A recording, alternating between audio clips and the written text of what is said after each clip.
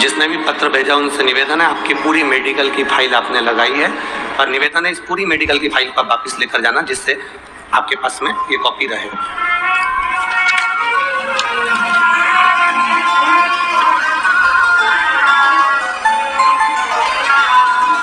मेरा नाम मनीषा गुणवंत राव सोनबड़े, मुकाम पोस्ट कर मोड़।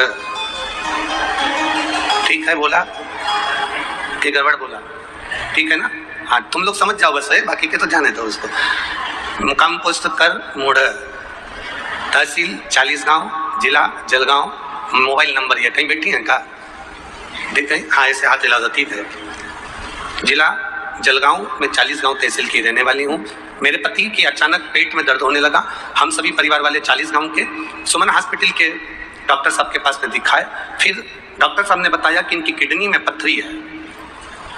डॉक्टर ने ऑपरेशन की सलाह दे दी क्योंकि शुगर की बीमारी के कारण मेरे पति की किडनी कमजोर थी।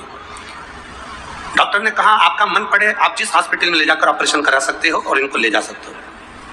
फिर हमने ऑपरेशन करवाया, परंतु ऑपरेशन करने के बाद उनकी किडनी ने काम करना बंद कर दिया और उनको वेंटिलेटर पर डाल दिया गया। वेंटिलेटर पर डालने के बाद में उनका शरीर काम नहीं कर रहा था।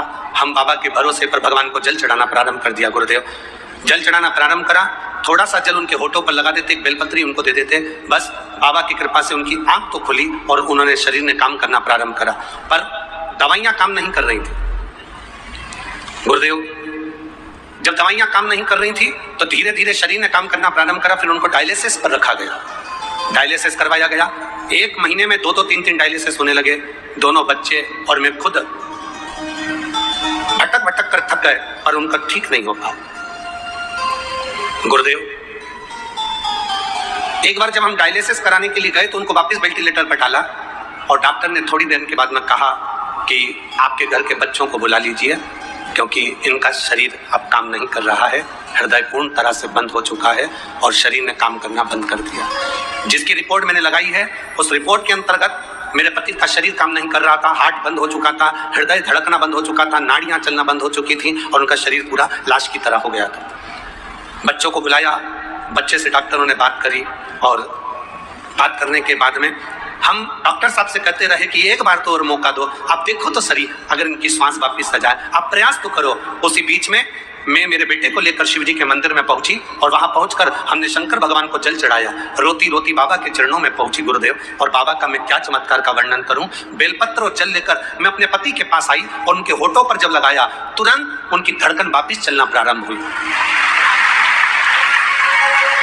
उनकी धड़कन वापिस चलना प्रारंभ हुई और बाबा की कृपा से जो डायलिसिस भी चल रहा था, बाबा की कृपा से वो डायलिसिस भी बंद हुआ और मैं बाबा को यहाँ 40 गांव प्रणाम करने के लिए आई हूँ। बाबा एक ही निवेदन है, आपकी एक बेलपत्र व्यासपीठ से मुझे मिले। जी बहुत दूर हो आप, फिर भी मैं कार्यकर्ता को, उनके परिवार के आप ही हैं, आजाओ आजाओ आजाओ। आप खुद ही हो क्या जिनका पत्र है? ठीक है, आओ पत्र। अब मेरे पति ठीक हैं गुरुदेव, डायलिसिस भी बंद सा है और मैं बाबा को यहाँ नमन करने के लिए आई हूँ जिन्होंने मेरा सुहाग वापिस दिया और मेरे पति को अच्छा किया। मैं बाबा को प्रणाम करने आया। शिव तत्व